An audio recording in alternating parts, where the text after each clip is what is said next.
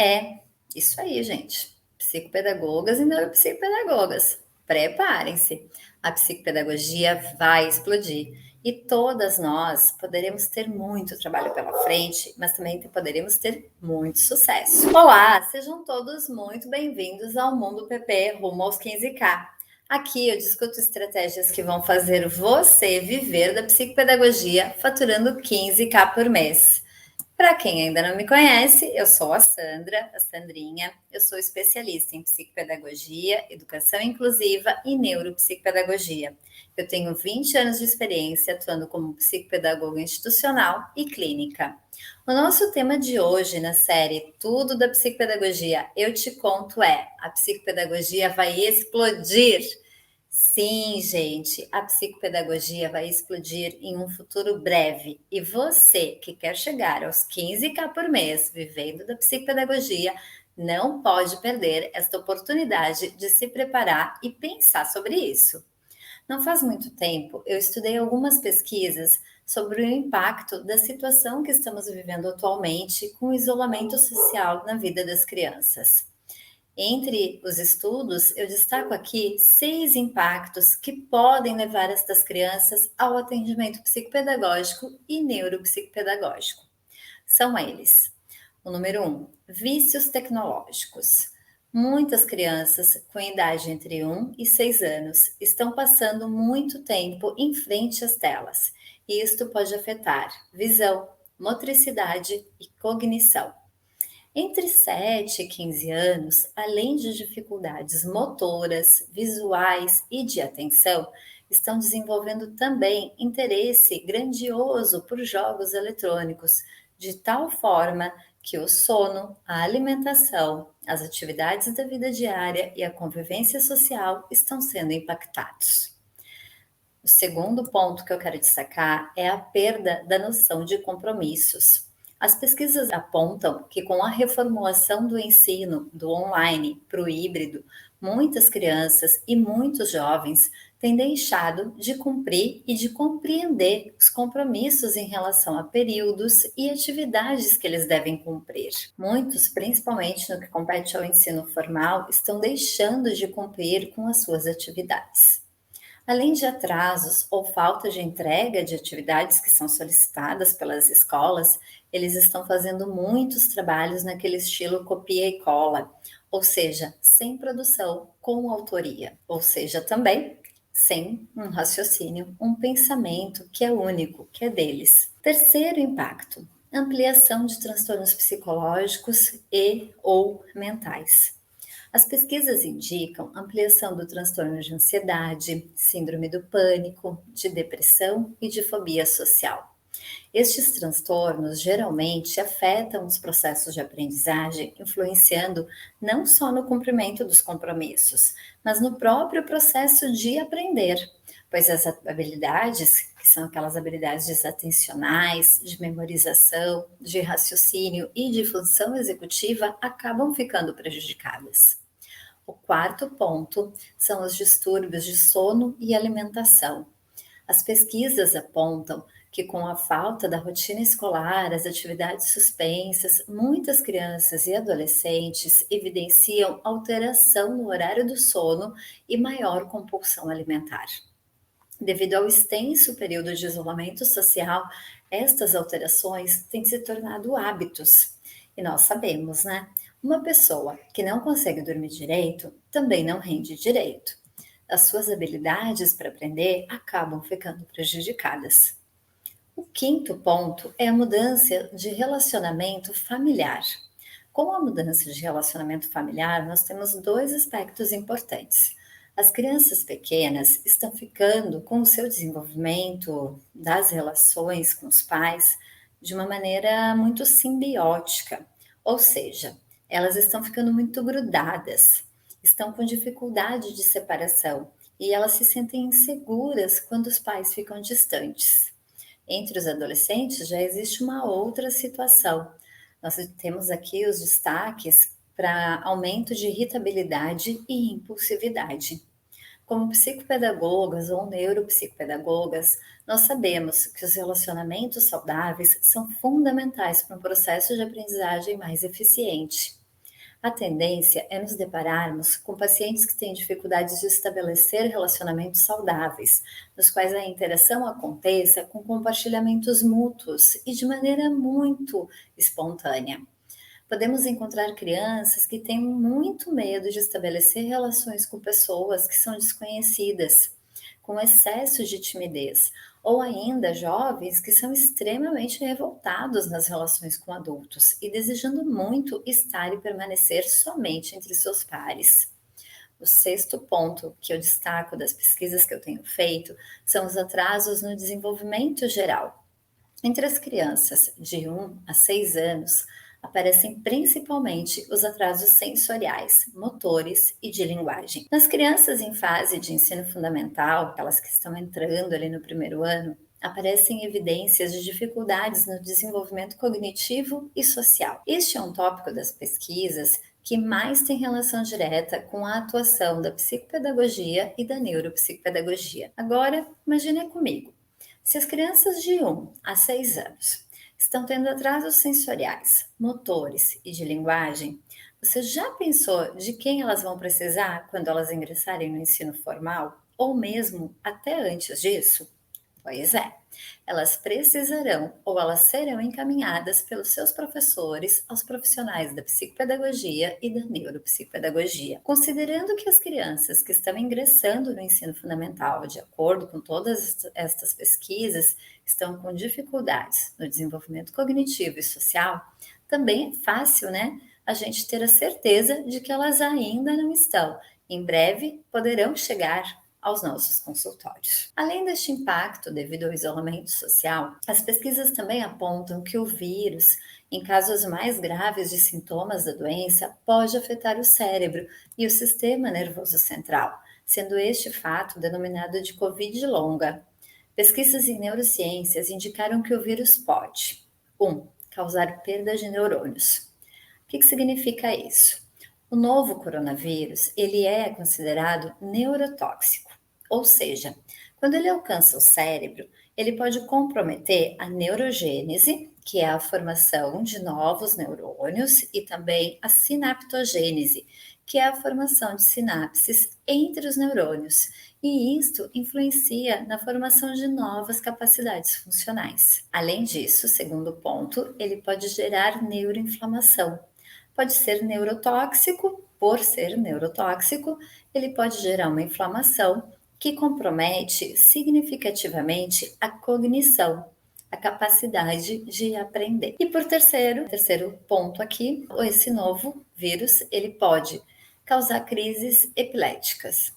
Ao lesar os neurônios e prejudicar o funcionamento das sinapses, o paciente gravemente infectado fica mais suscetível às crises epiléticas, ou seja, aquela descarga de informações entre os neurônios, e isso compromete, sim, o processo todo de aprendizagem.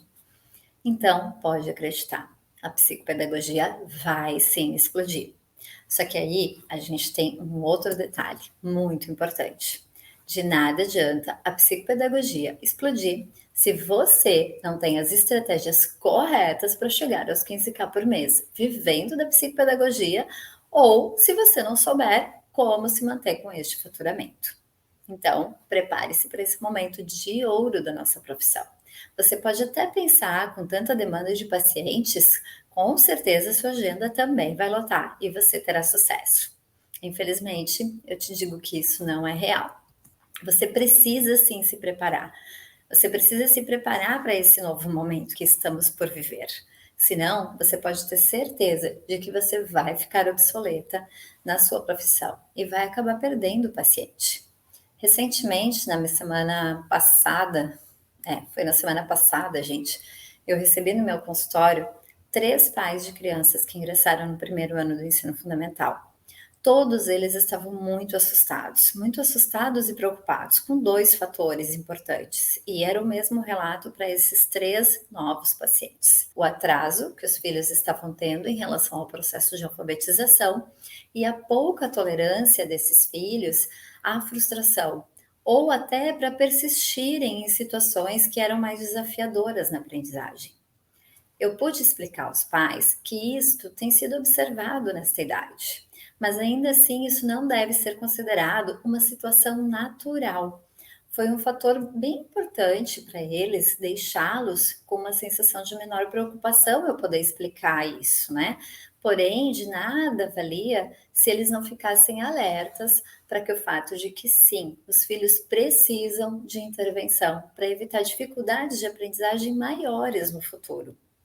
Bom, uma vez ciente dos impactos da atualidade na vida das crianças, da necessidade que você tem de se preparar para atender a essa demanda e também da necessidade que as escolas terão do seu serviço, a sua caminhada rumo aos 15K vivendo de psicopedagogia já começou ontem. Não fique estagnada, apenas esperando que as famílias cheguem aí, as escolas te encaminhem essas crianças, descubram você e ok, tá tudo certo. Não. Ao descobrirem, trate de oferecer o que há de mais importante e fundamental no que compete a profissional de psicopedagogia neste momento. Ainda que você já tenha muita experiência, é o momento também de se reinventar e oferecer um serviço diferenciado. Aliás, uma informação. Você sabia que a abertura das atividades da Associação Brasileira de Psicopedagogia deste ano, lá em fevereiro, sob a coordenação do Grupo de Reflexão Emergencial da BPP Nacional, teve uma reunião científica com o tema Psicopedagogia em tempos de pandemia, desafios e perspectivas para a atuação? Pois é, para você ter ideia do quanto está mais do que na hora de começar a caminhar considerando o período pandêmico que a gente está vivendo e as consequências dele, que ainda estão por vir. Desde o início do período de isolamento social, nós já vivemos ou estamos ainda vivendo diferentes situações, diferentes mudanças nas nossas vidas. Destaca-se aqui a readequação que a gente precisou fazer, né? Na transição entre os atendimentos presenciais para os atendimentos online e agora, mais atualmente, o retorno para esse presencial, com todos os protocolos de saúde que nós devemos seguir. Bom, nós entramos aí numa nova fase. Como tem sido divulgado no dito popular, a gente tem um novo normal. E é nesse novo normal que chega até nós esses pacientes. Além de tudo que nós já fazíamos antes, é importante que nós possamos dedicar tempo a novas situações, estudar novas situações. Então, aqui eu te conto como você pode se preparar para este novo normal dentro da psicopedagogia. Primeira coisa, obedeça todos os protocolos de saúde indicados e fortaleça os cuidados nos seus materiais. Utilize sempre um frasco, né, com álcool, aquele frasco borrifador mesmo. Ele pode ser usado em todos os materiais que você tem no consultório. Quando for papel, borrifa lá no papel e coloca para secar. Arrume um varalzinho lá no seu consultório para você poder colocar esse material para secar. Informe sempre, esse é o segundo ponto. Informe sempre as famílias os protocolos de saúde que você utiliza, a organização dos atendimentos dos pacientes. E mostra isso nos seus meios de divulgação de trabalho, nas suas redes sociais, no contato com as escolas e demais profissionais que atendem o mesmo paciente que você. Número 3. Terceiro ponto. Adeque os seus materiais, especialmente para os pacientes que têm doenças respiratórias ou baixa imunidade. Utilize materiais plastificados, nos quais você possa borrifar o álcool sem estragar o material. Aqui vale a dica de plastificar e usar nesse material plastificado aquelas canetas de quadro branco que apaga com álcool e também vale passar aquele contact transparente, né, nas peças dos jogos. Quarto, substitua qualquer tapete de tecido por tapetes de EVA. Os tapetes de EVA, eles são muito mais fáceis de serem limpos. Você pode borrifar o álcool neles e rapidinho eles estão prontos para serem utilizados. Ou ainda, você pode trocar o tapete de tecido por aqueles colchonetes, que são semelhantes àqueles colchonetes de academia, sabe? Você pode fazer essa troca também. Quinto ponto, desenvolva com seus pacientes um ritual antes de ir embora. Ou seja, você vai junto com eles, passar álcool nas mesas, passar álcool nos lápis, materiais que já estão plastificados, né? Você poder passar álcool em peças de jogos que tem o contact transparente, passa álcool lá junto com eles.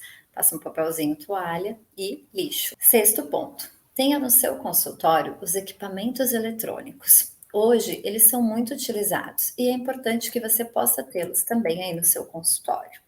Então tenha notebook, tablet ou até mesmo celular, você pode usar. Tenha sempre conexão de internet e isso a gente não tem como fugir, né? Eles fazem parte dessa nova realidade. Parece que eles vieram aí para ficar, então não tem como a gente fugir dessa tecnologia. Além disso, proporcionam para a psicopedagogia mesmo uma série de novas alternativas de intervenção.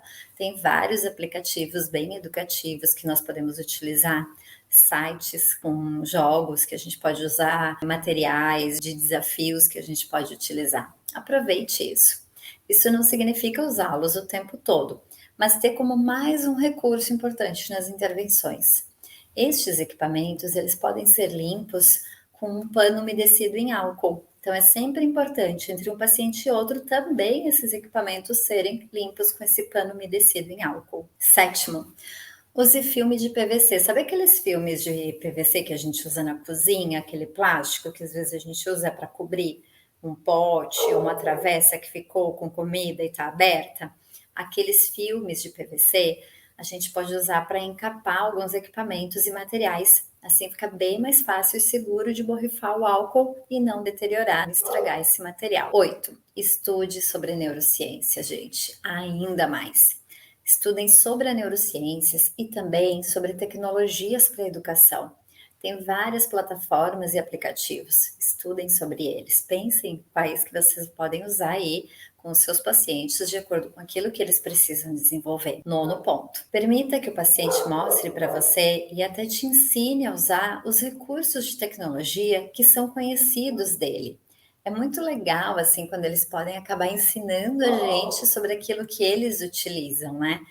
Especialmente entre com eles nessas plataformas de ensino que eles estão usando nas escolas, entre na escola dele, na plataforma dele, solicite isso para a escola também, ou até entre junto com ele, com a senha dele, e procure entender como que essa plataforma está organizada, como que ela funciona. 10º ponto: desenvolva com os seus pacientes a cultura de utilizar os recursos de internet não como lazer apenas, mas também como uma ferramenta, uma fonte de aprendizagem. 11º ponto: reserve sempre um espaço na sua agenda, um tempo, para ter contatos mais frequentes com as escolas.